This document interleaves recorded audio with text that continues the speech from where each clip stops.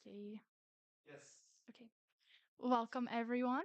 We are very honored to host poet Klara du Plessis at the Zuid-Afrikahuis.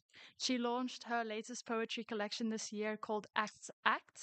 This is a bilingual exploration of language, performance, and identity.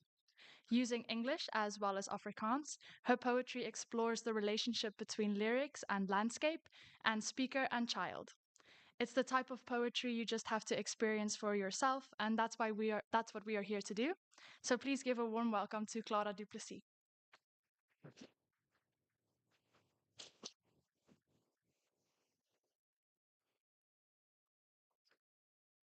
Um, Hello, it's really nice. It's really nice to be here at Zuid-Afrikahuis. I'm not sure if I'm supposed to be speaking English or Afrikaans. Ek kan oorslaan Afrikaans toe. En ek gaan definitief ook Afrikaans, heelwat Afrikaans voorlees, hoop ek. Um, it's an intimate audience, and so I would like to also say that maybe we could make it interactive at any point. So if I start reading and talking, and maybe you have questions, we can jump in and change the format from something very formal and me up front, and I can come sit over there, or whatever we want to do. Um, but yeah, Act is my fifth poetry collection, but my first South African poetry collection. So I have the other ones here. I'll just show you. So Eke was my debut collection. Um, was written with Khashayar Mohammadi.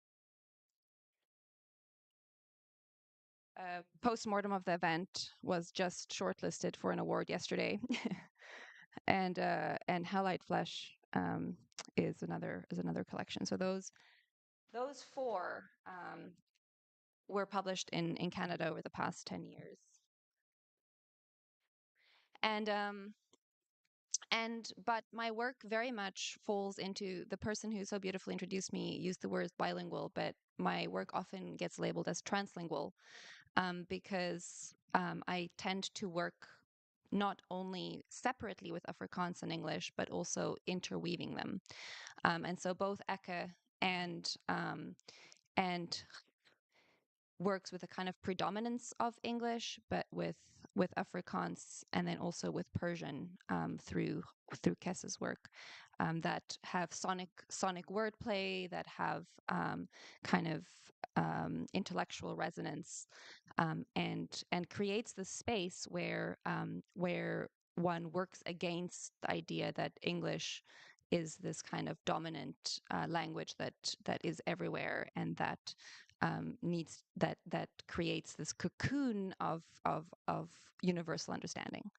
And I think, especially when I'm reading for maybe in a at a Canadian audience, for towards a Canadian audience, when I use Afrikaans, it's not understood, right? And so there are these moments of hesitation where the audience can say, "Oh, I don't understand that," you know. And so it amplifies the feeling of poetry that is not always understandable, that has a certain degree of unsayable built into it. Um, so kind of coming out of that kind of work that I've been doing for quite some time, Act has the illusion of being bilingual, in the sense that there are 6 long English poems and 6 long Afrikaans poems in the book. But because of the work that I've done before, they really continue in this translingual vein, and the two sides kind of um, tune themselves towards one another, and there are these extreme kind of resonances thematically, emotionally, that really work to create a combination. And I've heard from numerous readers that people tend to not really notice when they move from an English poem to an Afrikaans poem or whatever, that there is this kind of just this continuous flow of language that combines them in ways that isn't necessarily jolting, or isn't trying to translate, or isn't trying to create binaries, but is trying to create connection.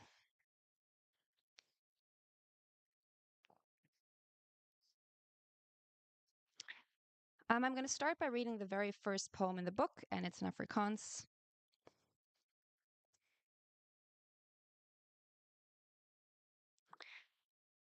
It's called Een Bedryf.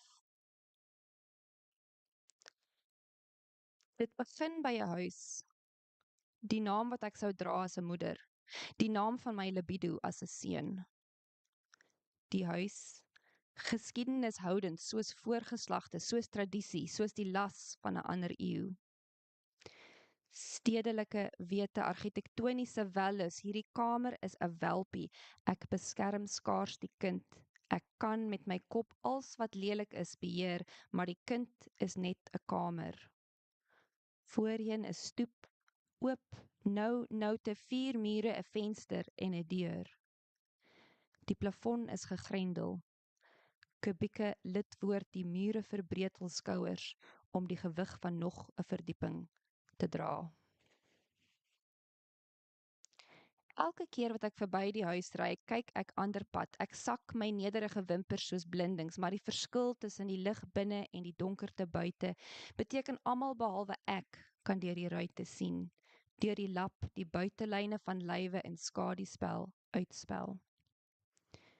Die skare neem die waarheid, die insig waar, die skaam haar neigings van die vertrek meen, daar is geen uitgang nie, beide die lywe en die rose is leeg. Die huis is alles wat ek wil hê dit moet wees. Skuilplek, landgoed, papier swel as 'n enkele druppel deur die lug verdik. Nou is dit ongewoon vir eie tydse ink om te klad. Woorde sit argivaal in boustyle in lyne getik gedruk. Liefderik is te. My rok se skouerbande val om my arms af.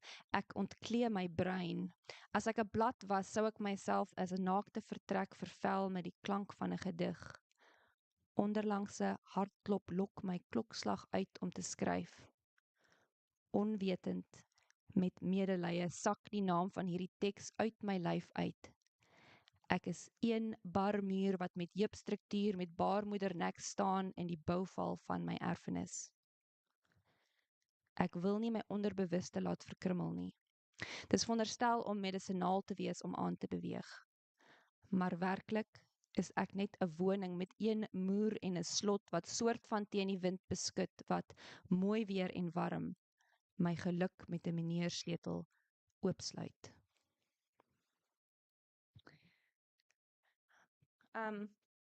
I've been on tour with this collection for the past 6 weeks in South Africa. So I've been doing very, very many events, ranging from literary festivals to university talks, to bookstore book launches, to reading series to performances in gallery spaces. And what's been really interesting is how the book can kind of shift between Afrikaans and English spaces, right? So depending on what one reads, one gets a very different experience. And I've done readings that were only in Afrikaans. I've done readings that were only in English, and I've done readings that were kind of a mix. So I guess at this point, I am kind of curious to hear who understood the Afrikaans.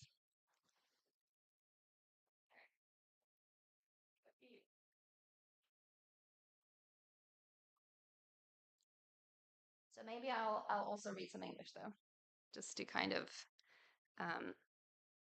keep things somewhat understandable.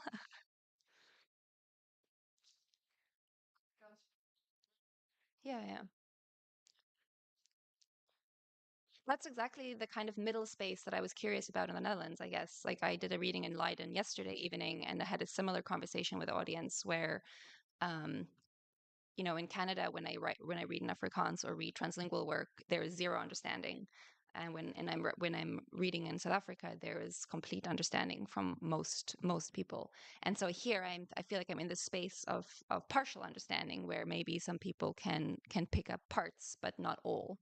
And I'm still trying to understand what that means. So maybe you can all help me understand what that means.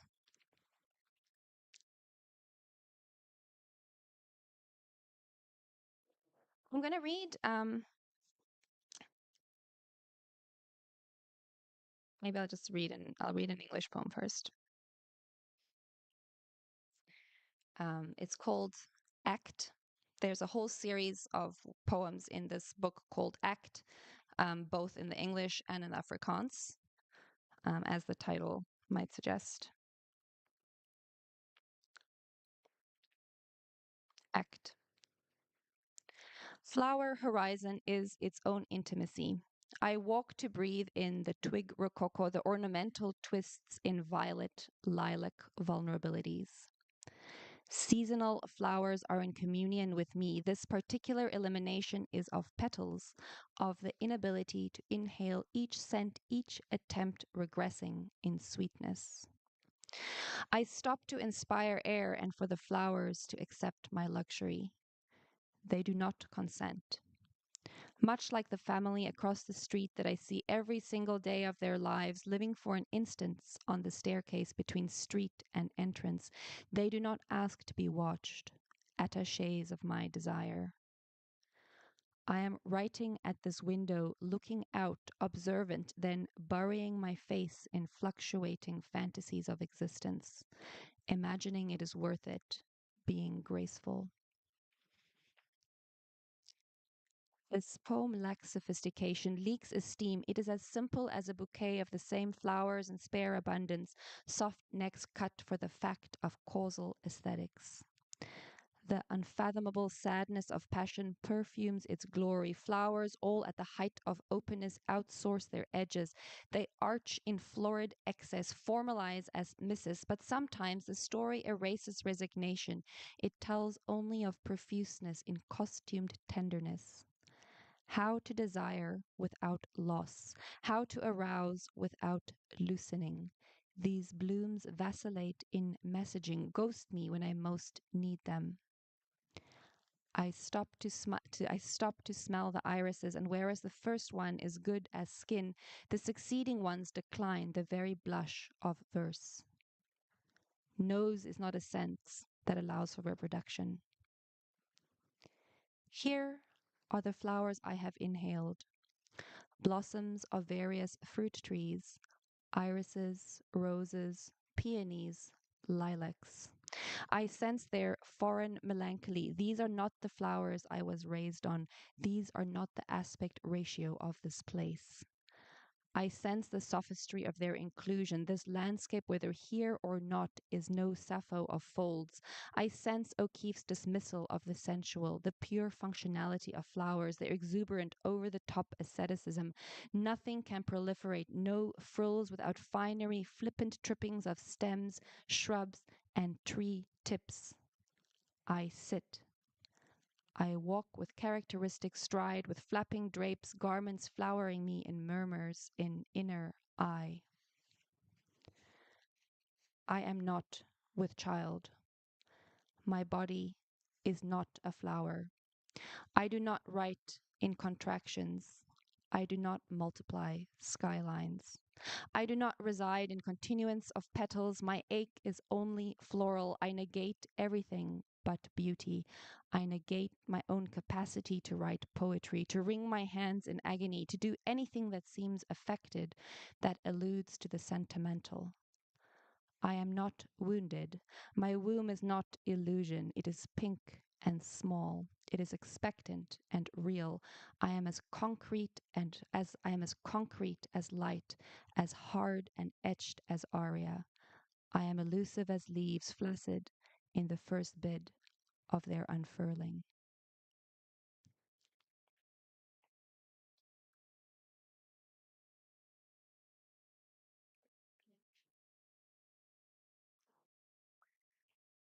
So the work on the front cover, or that you can see up here, is by Gerard Marx. He is a South African artist, and the particular work is called Mother and Child. I was fortunate to see the prototype, which is made kind of like you can maybe see here from little twigs that he collected and then kind of grafted into one another. to create this representation of two rib cages, right? But then it was cast as bronze, as a bronze sculpture. So this photograph of a sculpture is actually of bronze. And what I love about it so much is that it feels very fragile. Like it feels to me like it's burnt wood, that it's black and about to break. But actually, it's extremely solid, and it's made out of bronze, and it's unbreakable, unless melted, right? And so there's this really nice tension between fragility and strength, which I think comes out in the poetry collection, both in the duality of the two languages, but also in the theme of desired motherhood, right, which was pretty strong in the poem that I just read. And so the the the artwork for me is a kind of gateway into what the work is also trying to convey.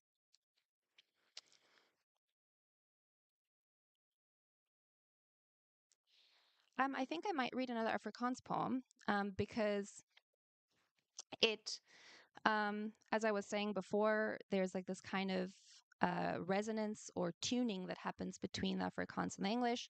The poem that I just read in English, very much about wanting a child, and this Afrikaans poem similarly does so. I don't know whether you will pick that up or not, but hopefully the sound is interesting, even if you don't understand. It's on page 20 if you want to read along.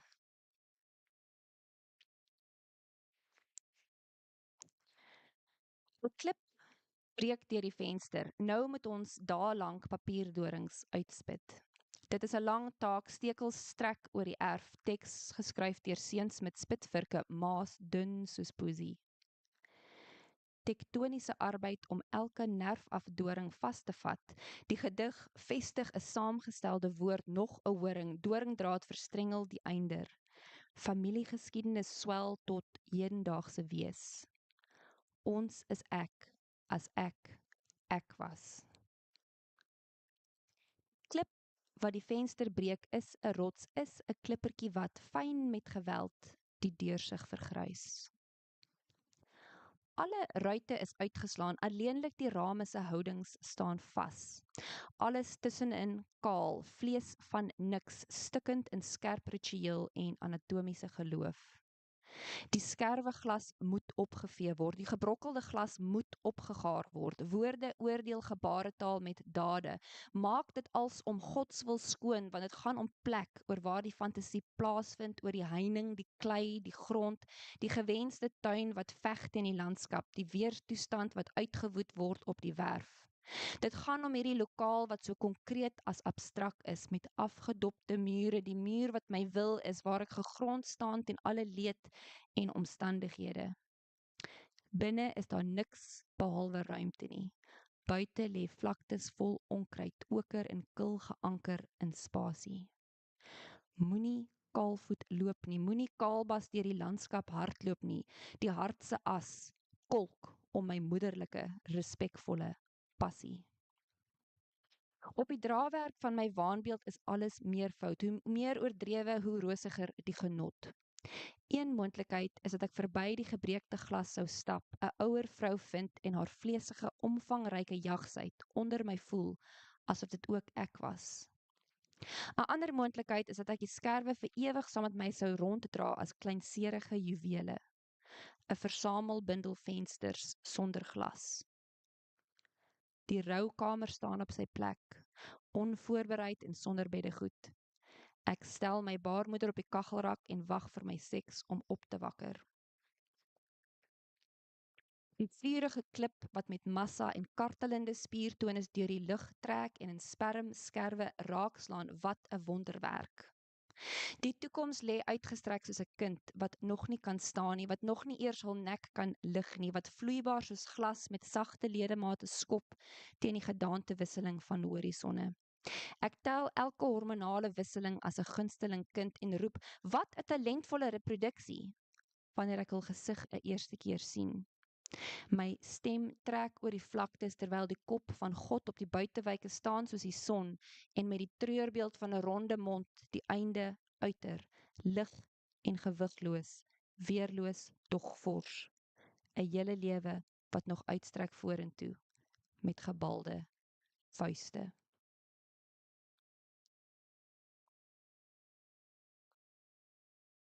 I'm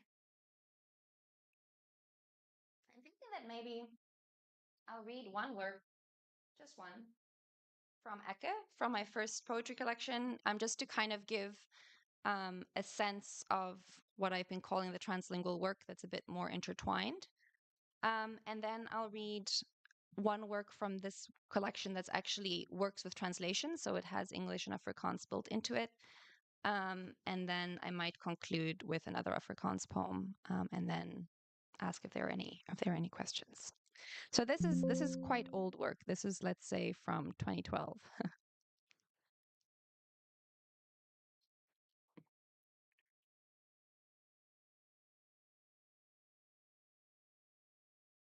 First of all, we no longer write in black, but in white stones.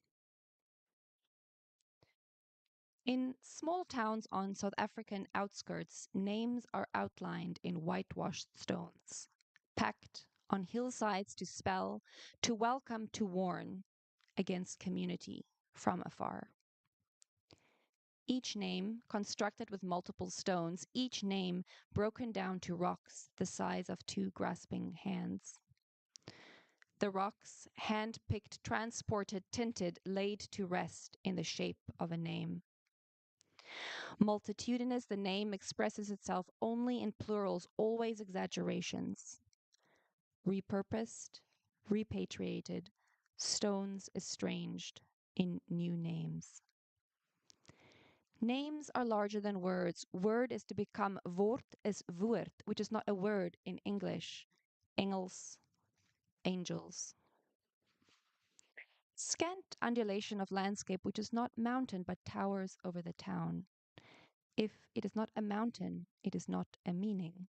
It is terrain as introduction, a vacancy to clarification, verklaring, vertolking, klippertjies skip words over the landscape as it were a lake. Confusing when lake is meer in Afrikaans, but mer is sea in French, but zee is lake in German, and meer is more, and zee is sight. Up close, rocks are the reverse of flowers. Flowers in the semi-desert shine tiny pinpricks of white between grays and browns. The rocks are blanched, spotted with brown where the paint peels through to its original self, peering out as negative lichen, negative space lichen. Distanced disintegration looks cohesive. On site, standing between words, letters deform, rocks roll away. Names camouflage in vegetation. Proximity instigates uniformity. Changing a name to the exact same name requires an insanity of signage, new documents and maps a la carte. Identity politics of place, luxuriating ululations in the throat. Racializing script is like saying the skeleton is sexual to the bone. Rock hard, clip hard, clip art, clip, cliff, or off, or no, null, nil, nix. Tangible but illegible. My concentration dissolves toward the cacti, alien growth, thorny, throaty limbs, asking to, akin to, hand in hunt. There are two lines in my poetry that I've often used to describe my method, and hand in hunt is one of them. Like hand and hunt are obviously the exact same word. They're spelt exactly the same, but they're two different languages. And I think that that just very slight shift in pronunciation and intonation creates a sense of sudden connection and or connection through difference. Let me put it that way. The other line that I often share is from the collection, which is the hospitality of meaning. And it's something that I thought about a lot when I was working with Khashayer Kes Mohammadi. They do not speak Afrikaans. I do not speak Persian. However, we collaborated on creating this work. And our method was to welcome the other person into the language, much in the same way as I think working translingually welcomes readers from certain literary traditions into languages that maybe they are not otherwise familiar with or would not otherwise ever pick up and read.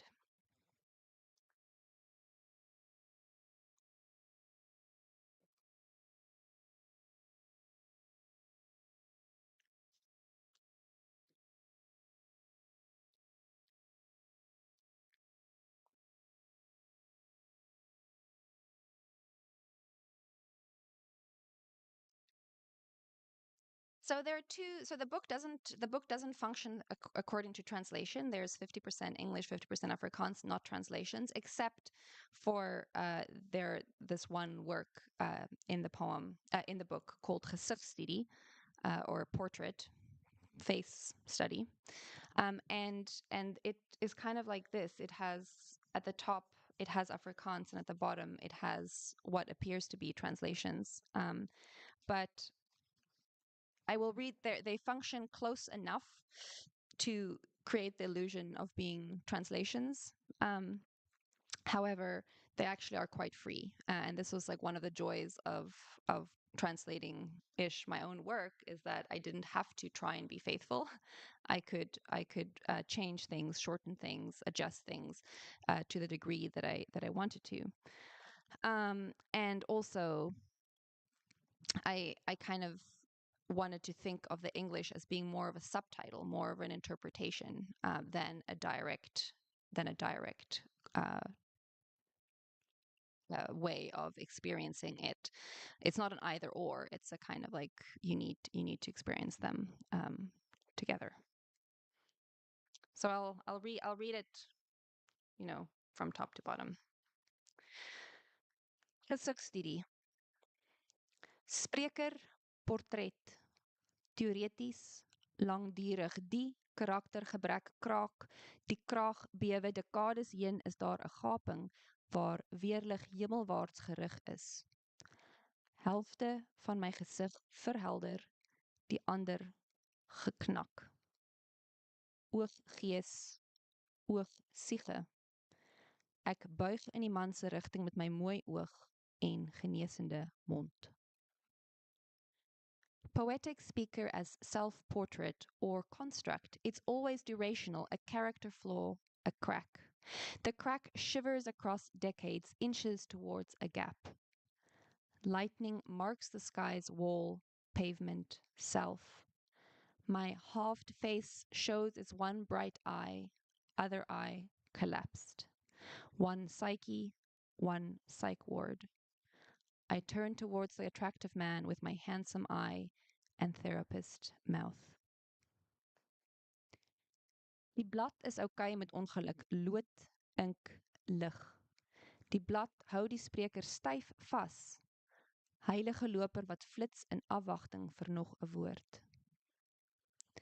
The page accommodates adversity, lead, ink, and laser. The page holds its speaker hostage, innocent, with cursor blinking in readiness for the next word to drop.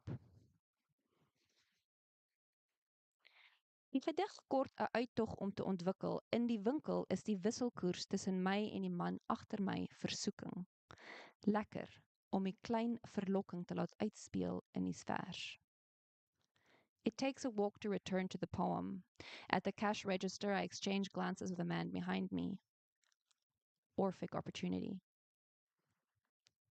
Lewensduur laat skoonheid in my opvlam, laat sekerheid glimmer. Verkeer gee my voorkeur, ek pronk in my kapsel. Ek is mooi. Ek wag vir die dag wat 'n vrou sê, ek is mooi. Hulle sê altyd dankie en tog is dit net soos ek myself ook nou minag deur te terg, half hangborste, half yoga.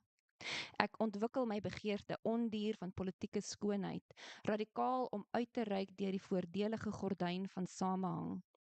Hierdie is presies wat ek nodig het om aan te gaan, om geslag, ras, klas voor te sit en te weet dit beteken alles en niks wanneer dit kom by die kostuum van wees. It's good to know that halfway through the poem, midway through life, I've resurrected an instinct for beauty. I have found a glimmer of certainty. Cars stop for me at intersections. I lean back with my blowout. I am exquisite. No woman has ever told me they are exquisite. They always say, thanks, but in the way that I too accept with semi-self-deprecation that I've grown into my breasts, half sagging, half yoga. The brute force of politics is beauty, the radical act of reaching out to reap the benefits of community. This moment is just what I needed to proceed, processing gender, race, and class, and knowing that they mean everything and nothing in relation to the queen-sized rhythm affixed to my mean. Gevolg is, dit is nie jou rol om oor enigiets noemenswaardig te dig nie. Ek weet nie of dit my portret is nie. Ek nader die karakterteks van binne. Dit is veronderstel om my gelaatstrekke van 'n uitsigpunt te benader. Besef ek ken nie eers my eie gesig nie. As ek myself herken, is dit 'n spieelbeeld? Is dit verteenwoordigend? Godsdienstig om te sien en te eien. Maar die vraag is steeds hoe mense portret definieer. Ek weet dat om die einder aan te spreek, om soos 'n keiser oor die landskap te tuur, nou net in rolprente gebeur. Die portret in my is sigloos, nee, 'n fetus. The consequence is it's not your place to write about anything of note. I can't tell whether this is my portrait. I'm approaching it from the inside, whereas it's supposed to be from a vantage point of features. Thing is, I have no idea what I look like. How much is reflective? How much is preening in photographs? The ability to look at and recognize myself is practically religious. Who defines a portrait? My speaker? I realize that looking far over a landscape, surveying like an emperor or general is, generally speaking, the bigger picture, the grand gesture. The portrait inside me, invisible or fetal. Vingerige voeltjie bedek in dons, sit so groots met openbaringsbek, hele kop oopte, kuiken hoof hoop, om gevoed te word, nie deur 'n raaf verorber te word nie. Volgende seisoen keer die voëls nie terug nie. Tiny, furry bird wrapped in graceless down, sitting there with seeking beak obscenely wide, yellow-rimmed, an entire head and opening. The chick wishes to be receptacle, nourished, not devoured by a raven, circling the nearby sky. Next year, the birds don't return to the tree. Wanneer ek my nuwe lewe lei, is ek ouer as versvorm, selfbewegend, portret verdiep 'n metafoor as reëlbreek om die oë. Sommige plooie vorm dit eens, porselein wat teen die muur breek, porselein wat in die wasbak breek. Sulke dade word later voorbodes, oogpunte met ander woorde, met ander wonde is verlede, hede en lot. Letsels maak nooit sin nie, hul genees. Wat 'n geluksvoël om 2 irisse, 2 lobbe, 2 lippe en 'n teug te wees. When I get to live my life again, I'm suddenly older than I was a line ago. The automotive function of this portrait deepens its metaphor, the crease along the line break of my eyes. Some fractures happen in an instant. A cup thrown at a wall, a cup knocked over in the sink. Sometimes these deeds redeem themselves in profile. Other injuries span existence, absorb past, present, and fate. Never make sense. Harden into sentimental vignettes. How incredibly lucky I am to be 2 irises, 2 lobes, 2 lips, and an inhalation. Wederkoms na kort uittog, teks wag getrou 1 oor oorent en ek vertaal my roete, noem dit roem. Ek het uitgegaan en ek het teruggekom. Ek het uitgegaan en ek het verder gegaan. Om terug te draai is nou 'n nuwe bestemming. Om tuis te wees is stremmend. My lewe is gemaklik. Selfs wanneer dit moeilik is dit maklik. Feitelik en omsigtig en eie tyds. Ek sê ek is 'n skrywer en alles is eenvoudig, alle keuses is reeds geformuleer. Niks was nog ooit so eerlik, so eerbiedig, so eenwordig nie. Niks was nog so sonder hoop nie. I return from my brief outing. The poem waits for me, faithful as a dog, ear cocked. I reciprocate my route and call it a life.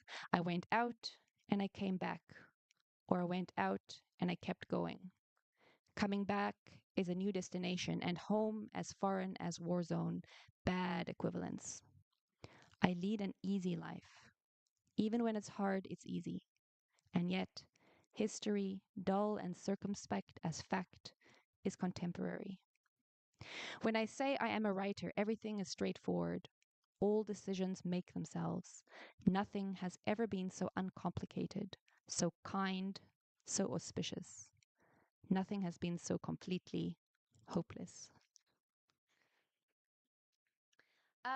I think maybe at this point I'll ask you what you want to hear as a final poem.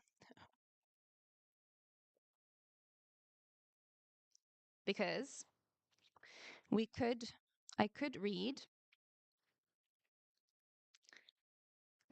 a poem called Curtain Call. Curtain Call, of course, is when the play is over and everyone bows. And so it feels relevant to the conclusion. That's in English. Or I could read another an Afrikaans poem that I really love reading, but which might be less understandable. Afrikaans. Okay. Any other opinions about this? Afrikaans. Okay. So this is on page 88 for anyone who wants to read along. It's too bad, actually. I did an event last night in Leiden, and Francine Mason actually translated it into Dutch, so it would have been good to have it here, but I didn't have the foresight to ask her for it.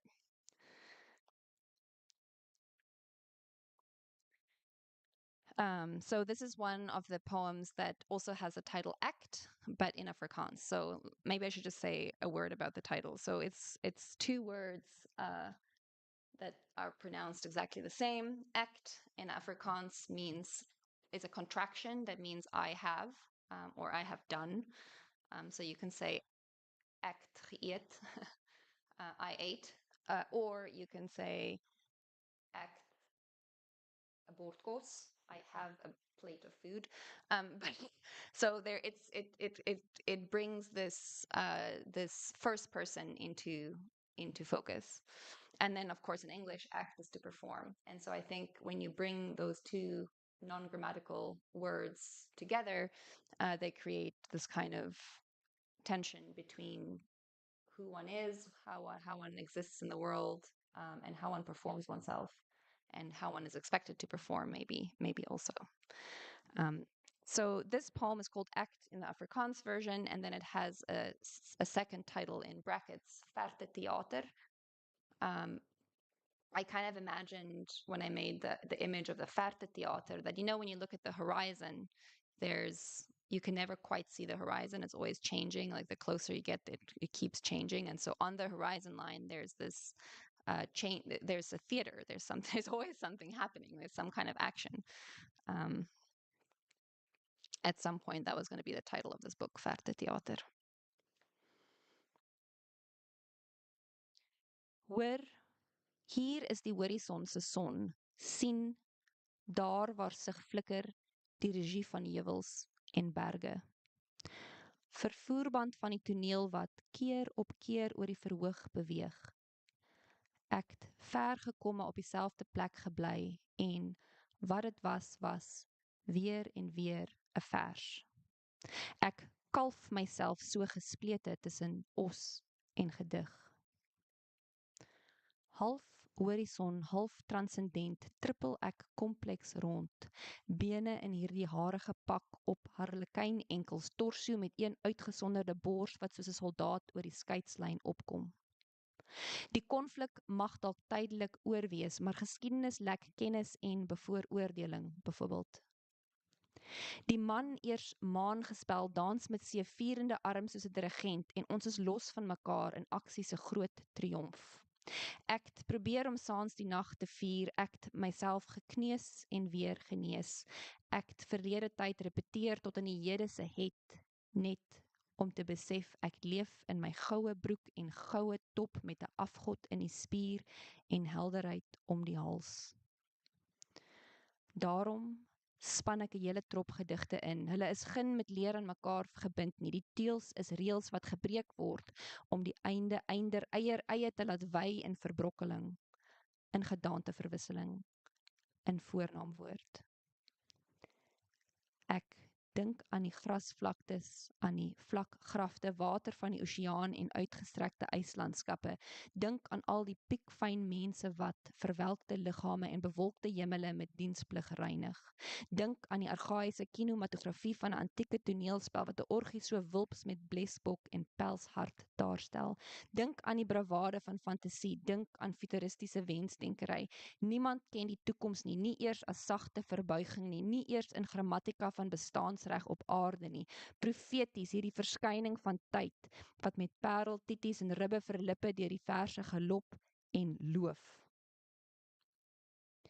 Hier is my parade, die groot perkussie van hoewe op planke, die jubelende konklusie, die grasieuse genade, wat klokslag dramaties, die theater se hoeke vou om die verhoog se uitsig te projekteer, om die verhoog se perke te oorskry. Klank, bons van die mikrofoon na 'n luidspreker toe en terug, weer lig, dit gil 'n fanatiese snit in die lug. Die gedig bulder in lang afstand raserny, dit lag in donderslae, dit ekho al langs die agtergrond af en ploeg grense met beeste en beeldspraak. Ek het die verte as teater genader. Ek het nagenoeg gekom om die horison in miniatuur te sien in die sand. Ek het die Minotaurus se skal groot gehoor, aangetrokke tot die klasseverskil tussen man en bil en hings. Klassiek, om met bulkende buik en dragtige bolyk iewers te midde van nageboorte en nadoodse ondersoek te dool. Die vergesig is so verdraagsaam. Die vers is jonk en soet en vol versoening. Mondig breek grond soos 'n stem in perde. Thank you so much.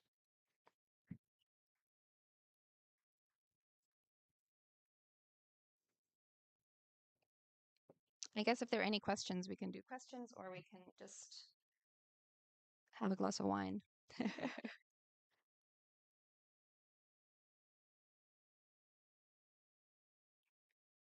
Just ask me later. Yeah.